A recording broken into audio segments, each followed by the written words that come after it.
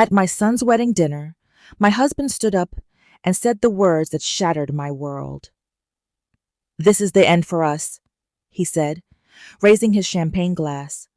"I've found someone new." For a moment, I couldn't even breathe. The laughter around the hall froze, the clinking glasses stopped, and all I could hear was the echo of his voice breaking 35 years of marriage, right in front of our son and 100 guests. I remember just staring at him, thinking, this can't be happening.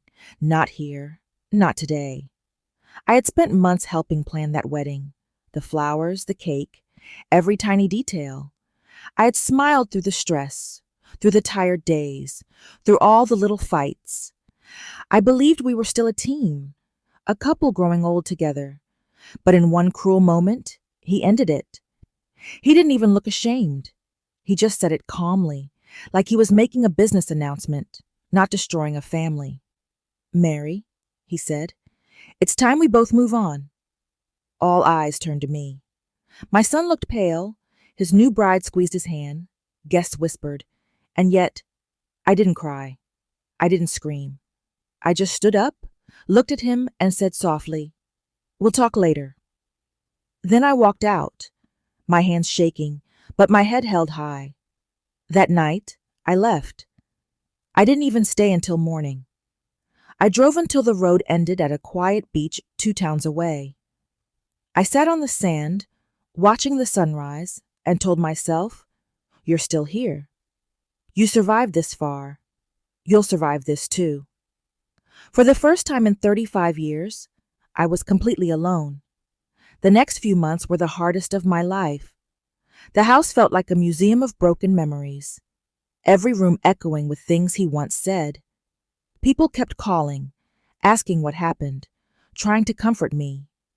I couldn't find the words to explain the kind of pain that doesn't show on your skin, the kind that burns inside your chest. Then one day, my son came over. His voice was shaking with anger. "Mom, how could he do that to you?" "To us?" I smiled faintly. "Sometimes people break long before they leave," I said. "He just waited until he couldn't pretend anymore."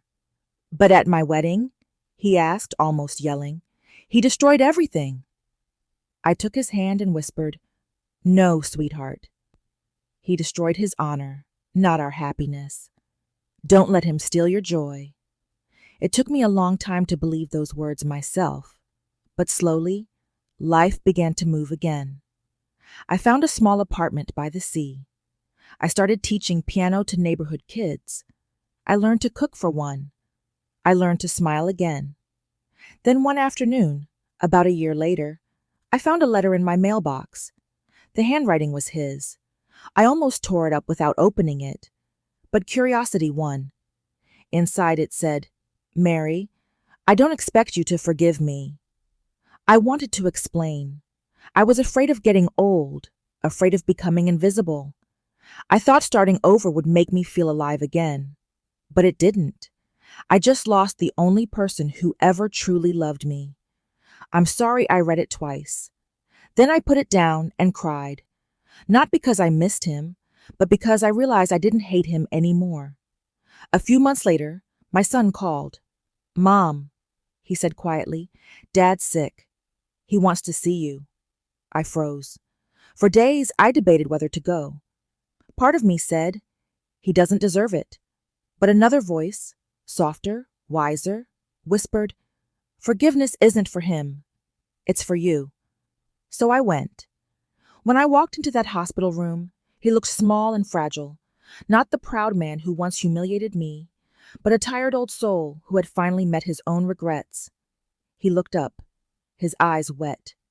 "You came," he said weakly. "I did," I whispered. "I don't deserve it." "Maybe not," I said, sitting beside his bed. "But I deserve peace." He started crying. "I ruined everything." I shook my head gently. "No, Richard. You ruined yourself, but you didn't ruin me. I found myself again." He smiled faintly, and for a moment, the years of anger between us disappeared. We didn't talk much after that. A week later, he passed away in his sleep. I didn't cry. Instead, I drove back to that same beach, the one where I'd gone the night I left. The sea was calm, glowing gold under the setting sun. I whispered into the wind, "I forgive you." And just like that, the weight I'd carried for years lifted. Forgiveness didn't mean I forgot what he did. It just meant I finally stopped letting it control my life.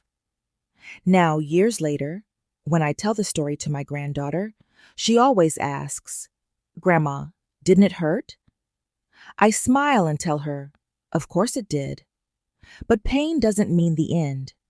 Sometimes it's just the start of becoming who you were meant to be. Because the day my husband ended our marriage was the same day I began my freedom.